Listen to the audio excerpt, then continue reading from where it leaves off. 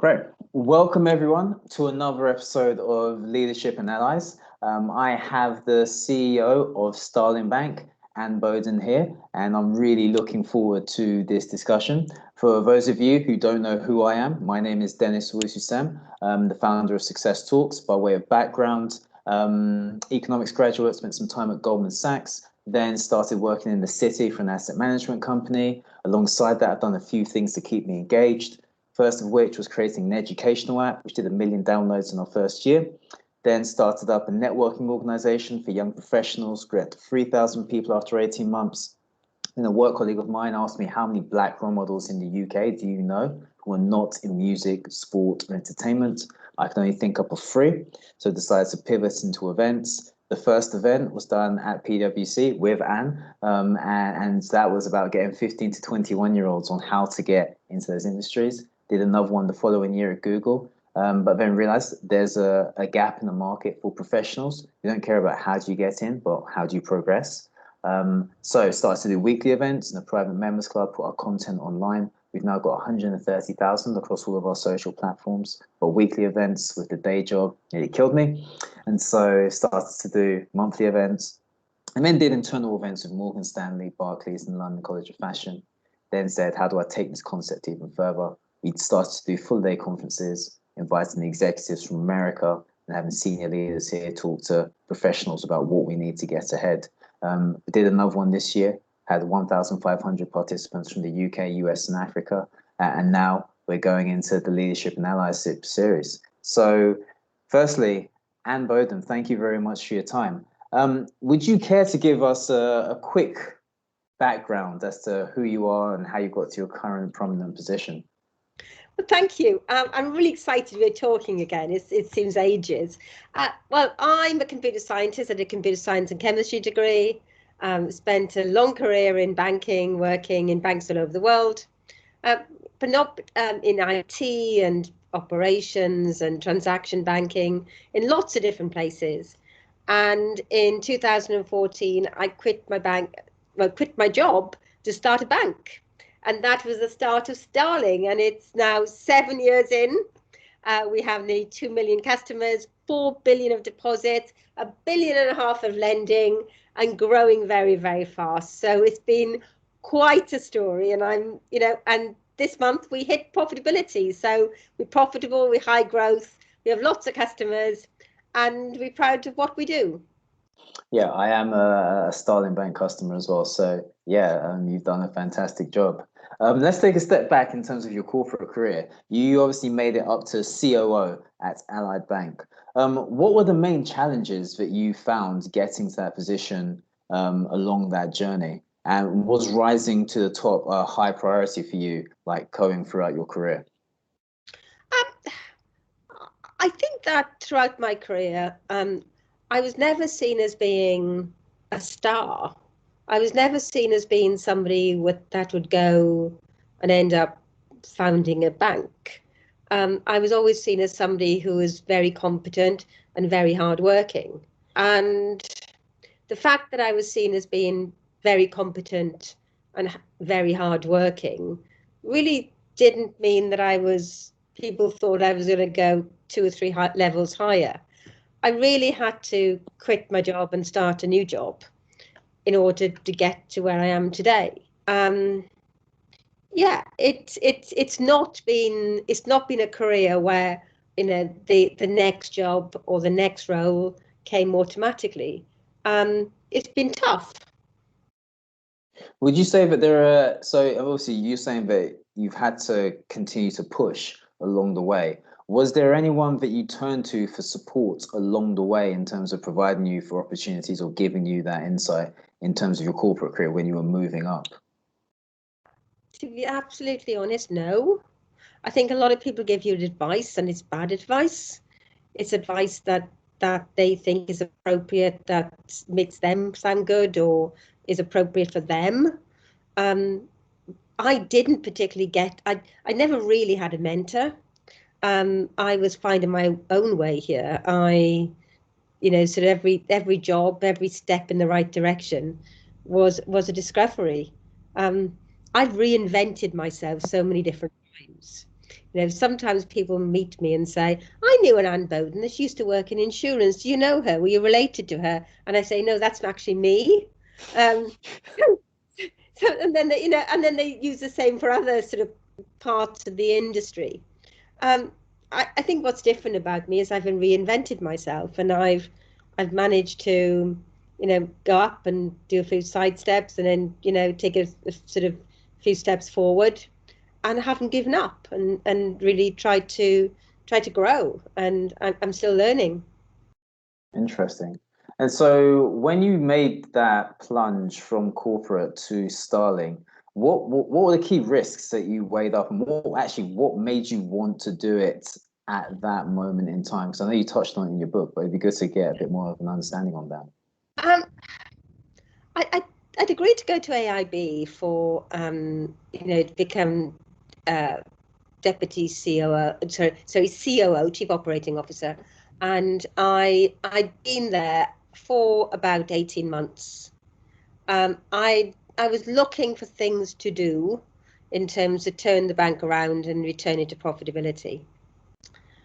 And it was really tough. It was all about cost cutting. It was all about quite downbeat things. So I started going around the world looking to see what everybody else was doing around the world about sort of restructuring banks and turning banks back to profitability. And that was quite an eye-opener, because I didn't think any of the banks knew how to do it. The more people I met, the more I realized that they didn't have a clue. And I didn't have a clue, but neither did they. And they were in big jobs. I was meeting CEOs of global banks and asking them questions about what they were doing, and I wasn't very impressed. So I started dreaming about, well, what if somebody started a new bank? What if somebody started a bank from scratch, and had a new bank with new technology, new ways of doing things, new ways of relating to customers? And I also thought about one day, when I finished this stint of 5 years at AIB, and I usually say 5 years in a job, I'd do something for myself. Perhaps I'd become an entrepreneur. Perhaps I'd do my own thing. And I didn't have a clue of what I would do. But then one day I thought, let's put the two things together. The only thing I know about is banks. I'm a technologist. I'm a banking specialist. What's the point of me starting a business which is not banking? And I thought, well, perhaps I would start a bank. And one of the issues was I was really worried about what people think about me. Would they think I was silly? Would they think I was being arrogant? Nobody ever starts banks, and people who are billionaires starting banks have difficulty. I had, as all I had was my pension, and did I really want to risk it all in starting a bank? But what I was really fearful of was people would think I was silly, a bit odd, trying to do something. And then I thought, well, if I tried to do something audacious and I fail, nobody's going to say I didn't try or didn't do something well. But if I tried something really easy and failed, that would be failure. So I trick my thinking into, this is how it works. And the first time I said the words, I'm going to start a bank, and the words came out of my mouth, I was really shocked and think, yeah, that's me. I'm going to start a bank. Wow. So when you decided to start a bank and you got things up and running, like what were the similarities and what were the differences between the corporate aspect of things and actually running your own business? Well, the difference is I didn't have anything really. I didn't have an office. I didn't have staff. I didn't have a title.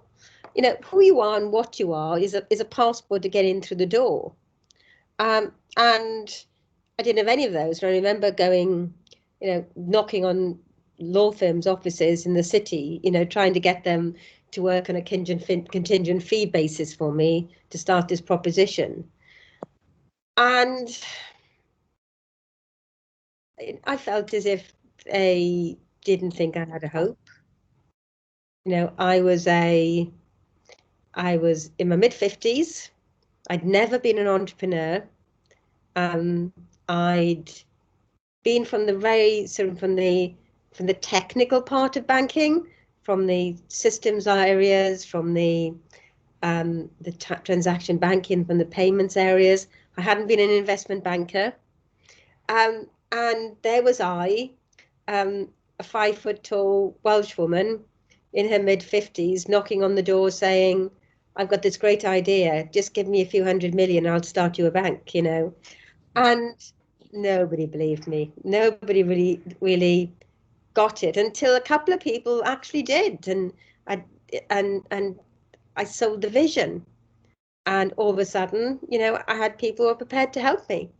But when you start as an entrepreneur, you have to, it's quite humbling. You have to ask people, you have to badger people, you know, you have to be, you know, you have no right to have somebody's time. You're trying to force your way into their diary, and you have to be pretty thick-skinned. Interesting. I mean, you mentioned that you didn't start off with anything, but given the fact that you were COO at Allied Bank and you were obviously reaching out to, I think it was KPMG, PwC, etc., to get that contingency fee, didn't that give you a slight advantage over, say, someone like myself who doesn't necessarily have that experience or that connection to be like, yeah, well, can you work with me on a contingency basis? They might just look at me and just be like, no. Yeah, I agree. I had certain advantages in a certain world. But people normally don't start businesses that way, especially fintech or tech businesses. They started by going, you know, raising venture capital funding, going to accelerators, and I had to use the networks I had to get that funding. And then when I got that funding, there was a big sign over me saying this woman works for big consulting firms. She doesn't belong in VC world. So but it's really, you know, I think you've raised a very, very important point there, in that these worlds are not very tolerant for people who are not experienced in that world or don't look like that world. And you know, I work in finance and technology, and I'm an entrepreneur, and you know, and I'm a woman, and you know, I'm not a typical you know, fintech entrepreneur. But the wonderful thing is when you do get the money, when you do get the support, you fought so hard for it, and you're so determined, and you're so used to training at altitude, you know, because everything's been so difficult. You're so good at it, you can break through and do something that nobody else has done. Interesting. So when you work within the corporate field, naturally you're going to have different personalities and clashes and everything else like that. When you're running your own business, you're still going to get those personalities, those clashes and everything, except it's your own business. And there's probably a bit more on the line in terms of how you deal with those certain things. What advice would you have for someone who's starting up their business and building that team, and they come into those personality clashes? What would you recommend that they do in terms of navigating those challenges? I think there's no way you're going to go into, you're not going to go in and start getting to know somebody and start working with people and know all the answers the first day. I think it's important to figure out how you separate if you do separate.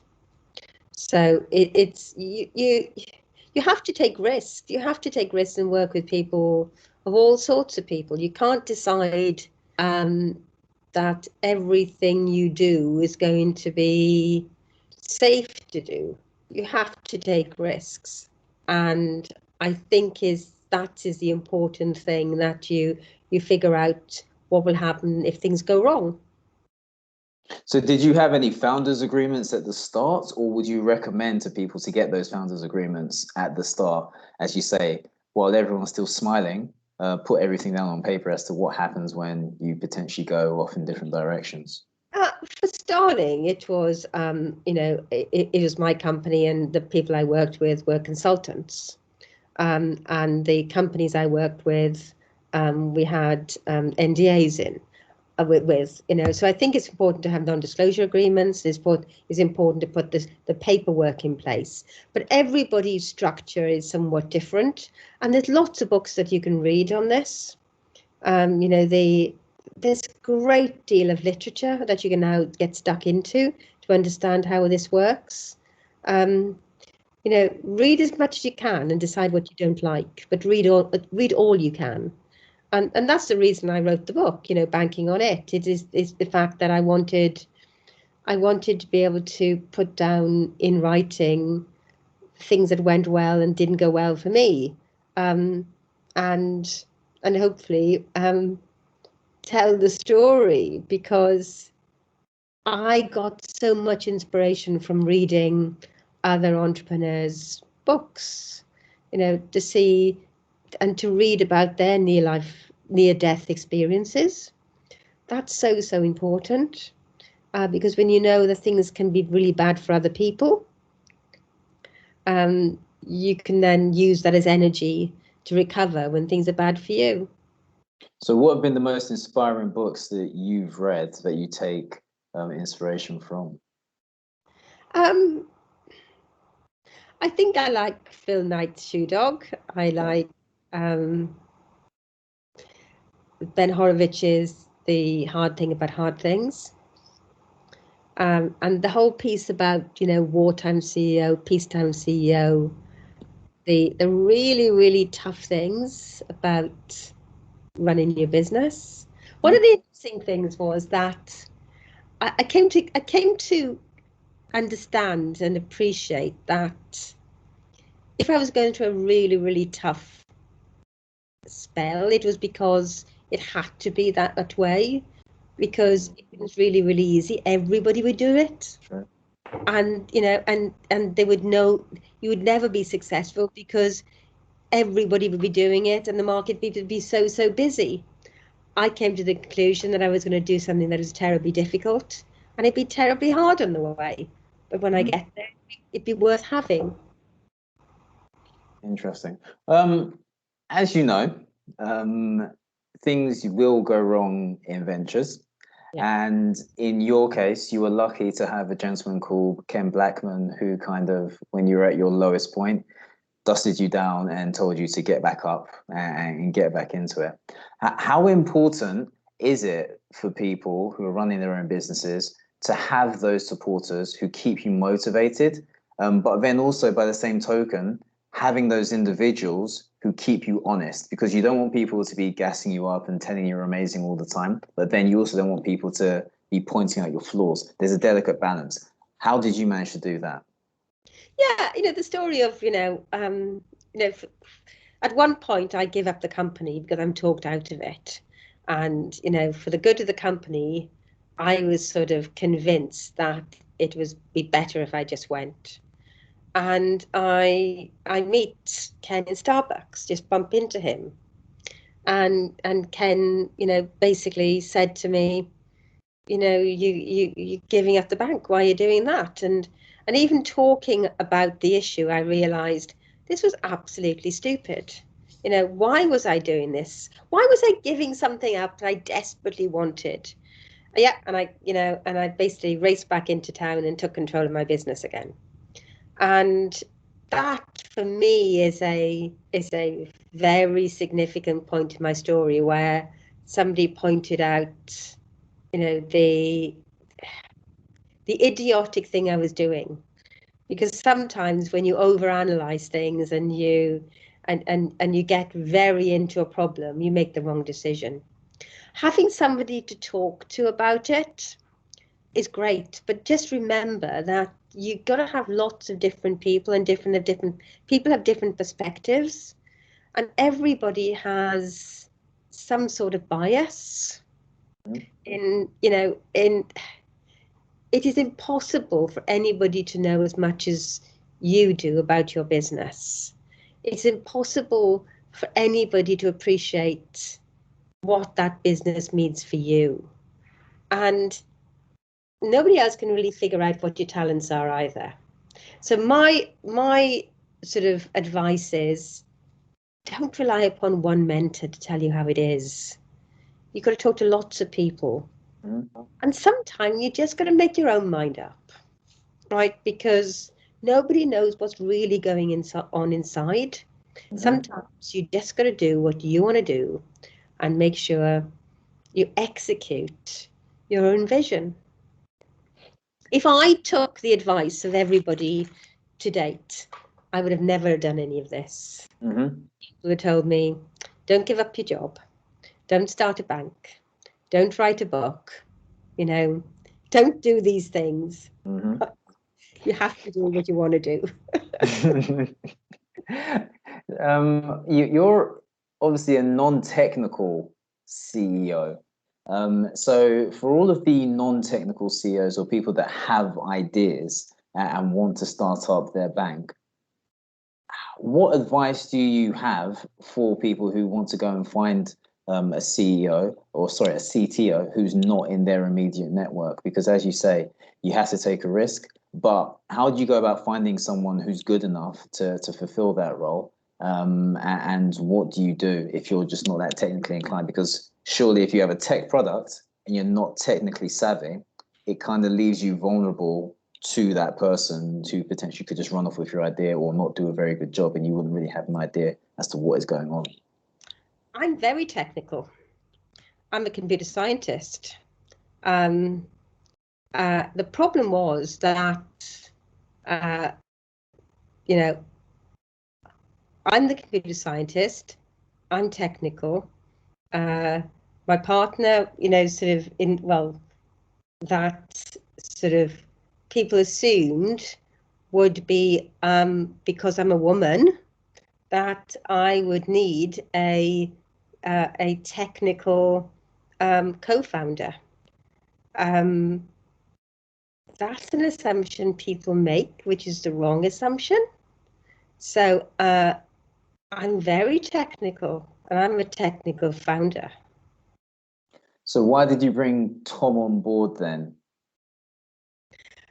You need somebody to run the technology, and he was running the technology as a non-technical founder. He's a lawyer. So was it more because of his background in terms of his experience in the space rather than his knowledge as opposed to his technical knowledge? Yeah, it's a question of he had startup experience. And that was something which you didn't have, and so you felt that that was vital to add to your team. Yeah. And so if someone doesn't necessarily have that experience, the startup experience, would you recommend that you bring someone on board who has that? Because as you say, if you're not familiar with the right people, getting into the right conversations can be very difficult, no matter how good your idea is. Yeah, I think there's two things. I think you do need, if you're starting a technology company, you have to be a technologist. And I think that I get approached by lots of people who say, look, I've got this brilliant idea. I just need somebody to build the tech. I don't think it works that way. Okay. You really have to be in the situation where if you're running a technology company, you have to be a technologist. So does that mean you would have been able to actually design the coding and everything else behind the actual app or the initial variations, initial versions of the app? I would be just as good as a CTO that we would have hired. I used to code.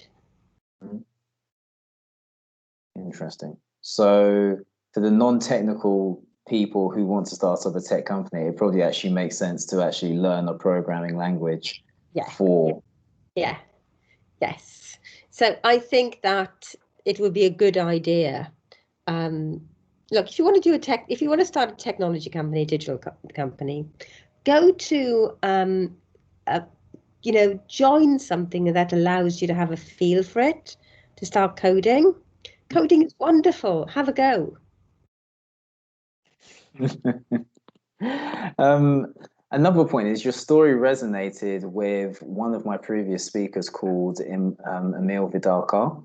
And during his talk, he actually mentioned that you have to be careful when choosing your business partners, because in his case, the business partner he chose at the time led him down a very dark way. You've obviously had your experiences as well. What would you say, now looking back, are the red flags that one should be more aware of when choosing that partner or building that team? I don't think you should be too wary. I think you need to be, if you spend your whole life worrying about what could happen, I think you'll make mistakes.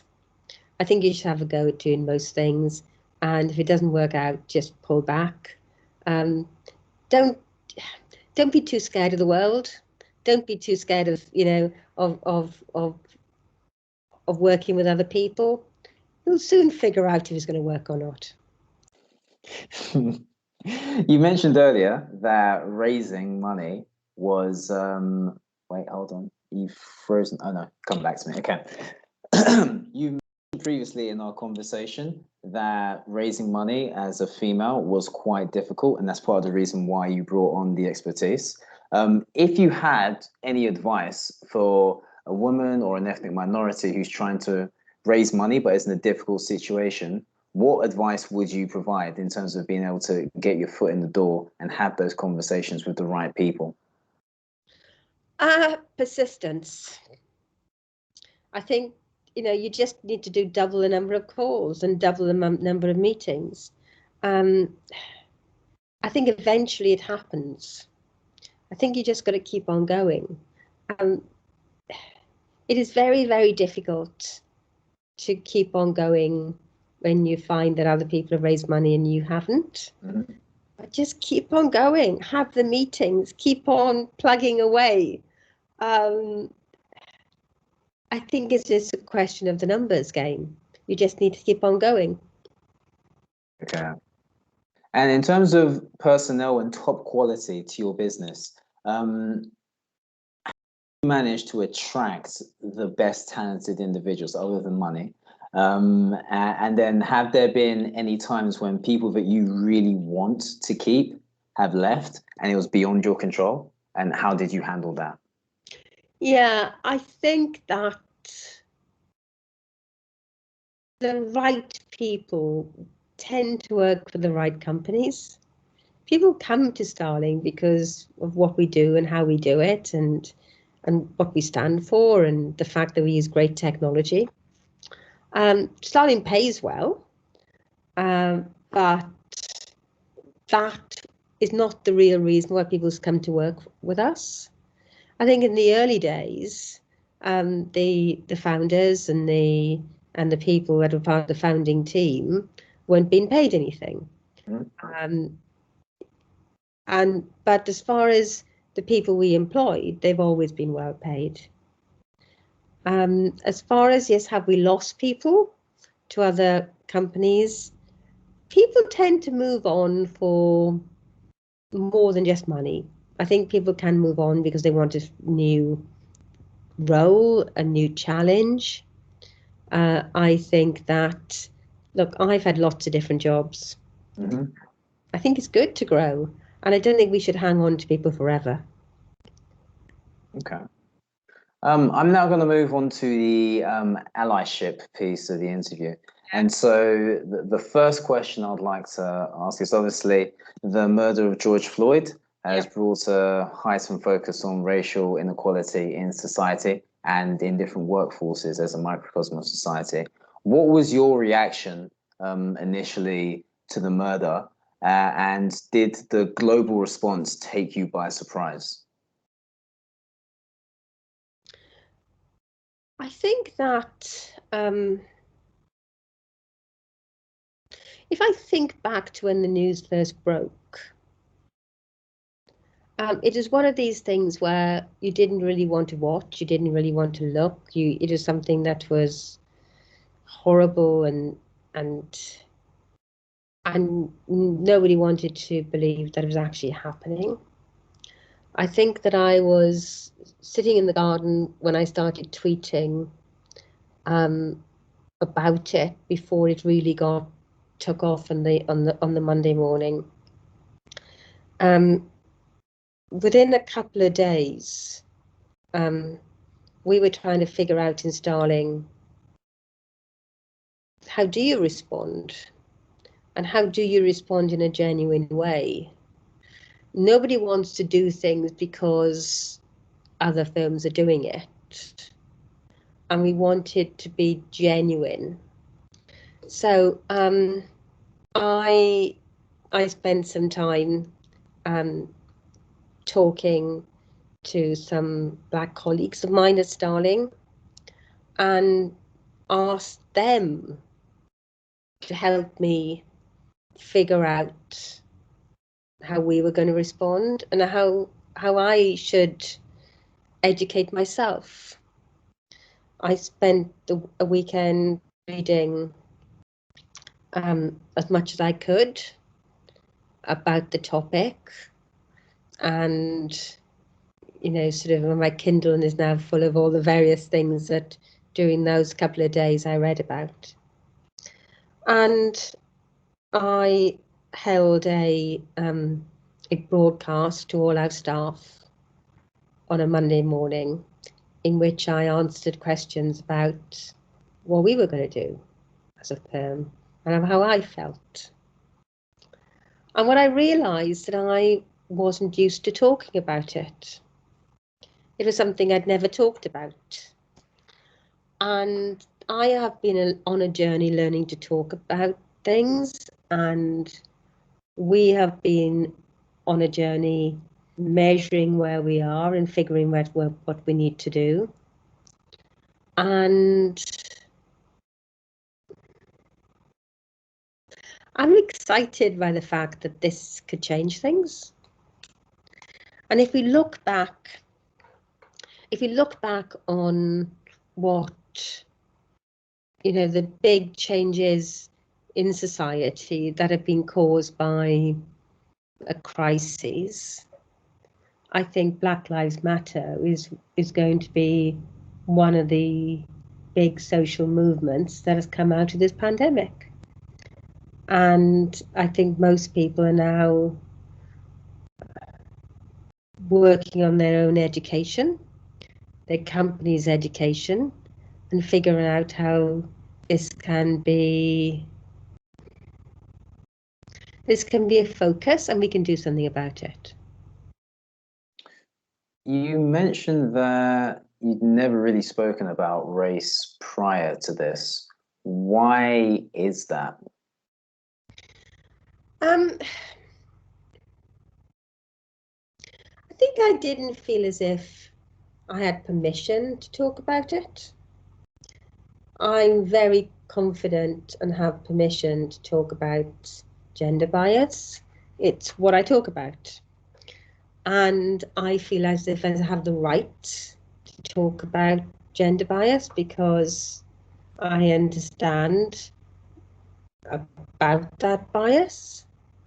I didn't think I had the right to talk about race. And I think my conversations with my colleagues has improved my confidence to talk about these things. There's a lot of talk about the lack of diversity in tech. There's a lot of talk about the lack of diversity in senior positions. I think if you were to look at your own board's makeup, there's probably a lack of diversity in that aspect. What would you be looking to do to change that, not only within Starling, but within the industry as a whole? I think that I'm not arrogant, enough to say that I can change an industry. I can do a little bit, but I can think as far as we're doing in Starling is that we are working with mentors, we're working with speakers, we're working with role models, and we are demonstrating that this is, really important to us. And I think I've started talking about it publicly, but it took a while. And do you anticipate that at some point in the future that the diversity will improve from a ethnic diversity perspective? Do you have any plans for that? Are there aspirational targets, or is there anything in terms of providing opportunity for your Black and ethnic minority staff, and in particular Black staff, in terms of navigating the challenges in order to rise to the top? Yeah, I think that we are working on a number of initiatives and with a number of people. I'm ambitious. I think Starling can tackle lots of things, and it is something personally I'd like to achieve. That I would like a number of Black executives on my executive board. And I see that happening in the future. And it is something that I'd be quite proud about if I could actually get to that position. And what would it take, or what would you be looking for from the next generation for people to sit on the Starling board, both in an executive and a non-executive capacity?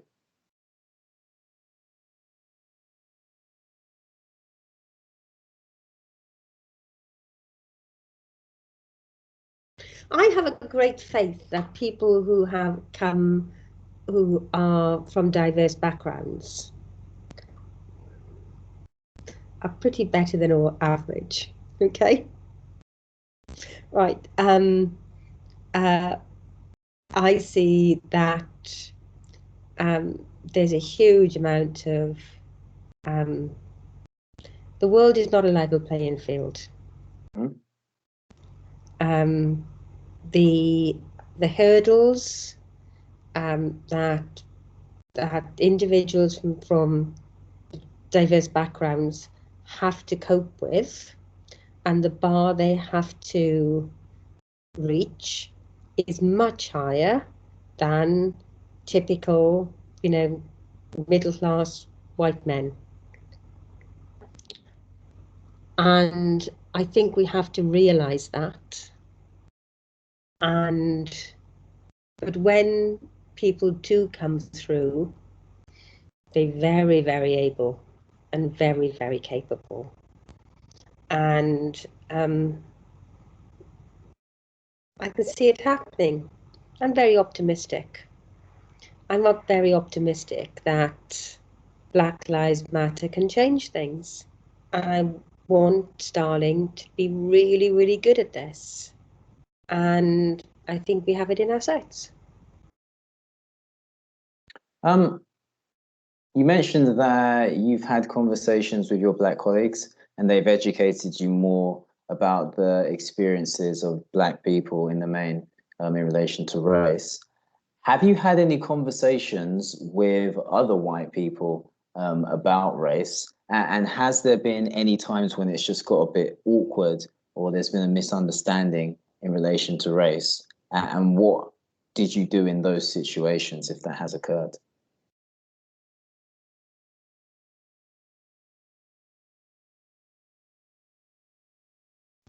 I don't think there has been. Starling is quite I